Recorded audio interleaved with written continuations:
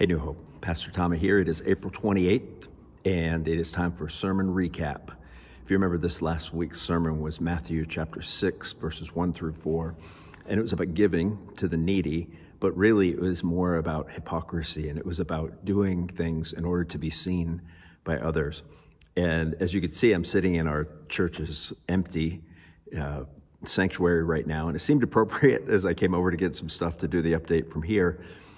Simply because if you remember, I told you last week, we did the sermon video and just the hits were just off the hook. We had 1,500 views of it and we thought, yay, we're awesome. And this past week, when I was preaching about doing things in order to be seen by others rather than to be seen by God, we had almost, I think, the lowest viewership. And I wonder if God was like, don't get too big ahead there, Tommy, Troy, all the people involved in this.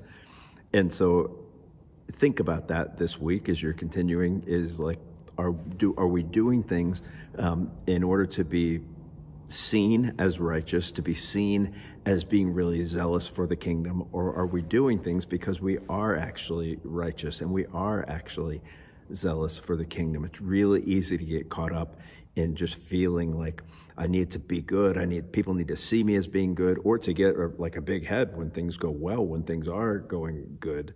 And the reality is that our lives in many ways are to be lived in secret.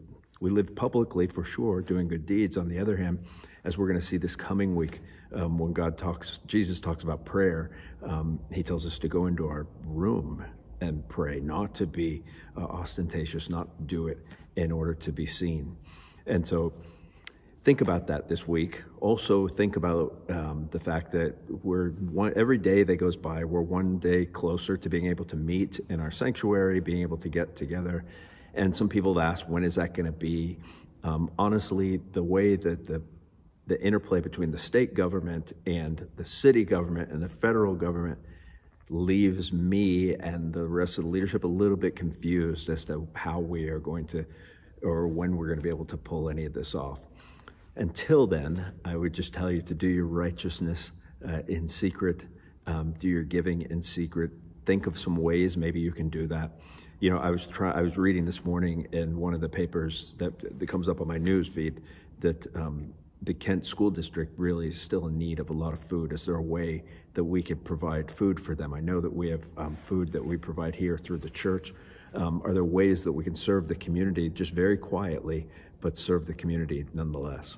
So take care, stay safe, stay healthy. I miss you all. Have a good week.